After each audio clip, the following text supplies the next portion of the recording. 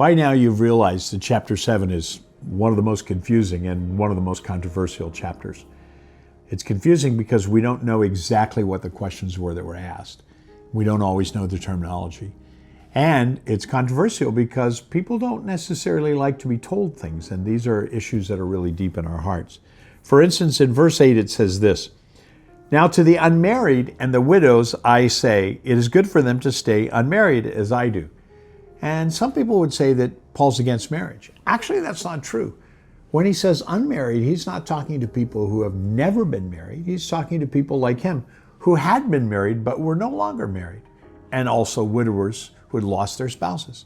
And what he's simply saying is if you will find yourself no longer married, it's a good opportunity to focus your whole life on living and serving the Lord. And I think that's really true. But he also says, self-control is the issue here. And if you're not really good at self-control, then you need to be married. And it's worthwhile to note, he doesn't look down on one or the other. He just says, live the way it works for you. Follow God faithfully, whatever condition or whatever state you're in.